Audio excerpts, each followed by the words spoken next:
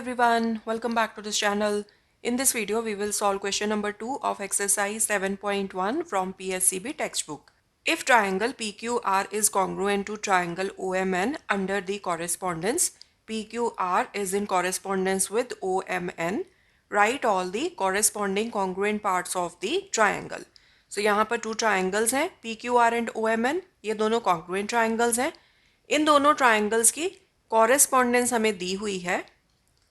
PQR is in correspondence with OMN and हमने इन दोनों triangles के सभी कॉन्ग्रुएंट पार्ट्स को मेंशन करना है. ओके अब अगर हमें कॉन्ग्रुएंट ट्राइंगल्स की कॉरेस्पॉन्डेंस दी हो तो उसको रीड करके मतलब उसको अंडरस्टैंड करके हमने कॉन्ग्रुएंट पार्ट्स को कैसे लिखना है वो अभी हम समझते हैं. बहुत ही इजी है.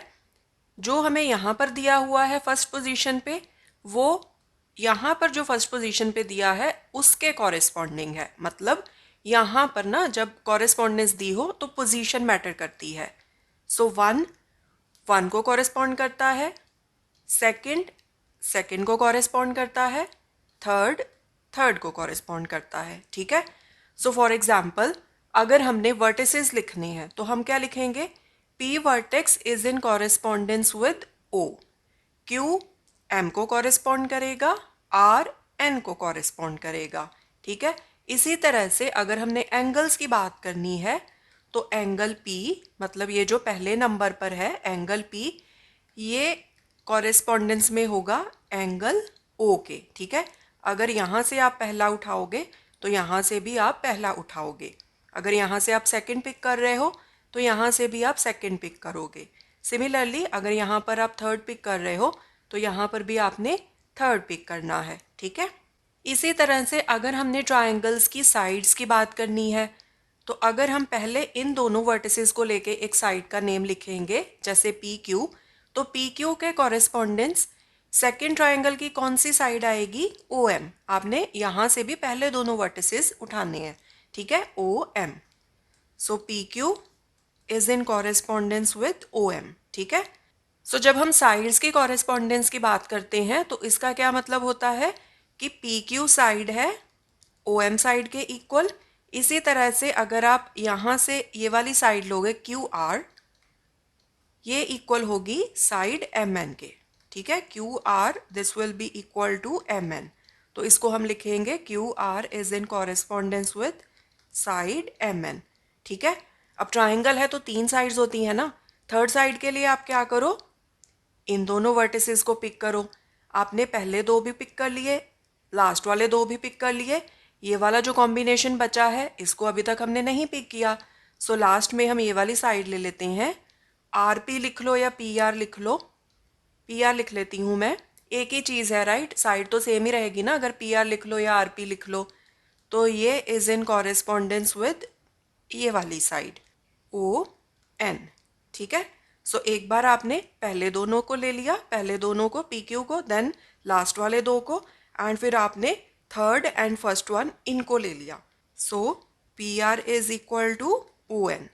यही चीज़ एंगल्स के लिए भी ट्रू होल्ड करती है.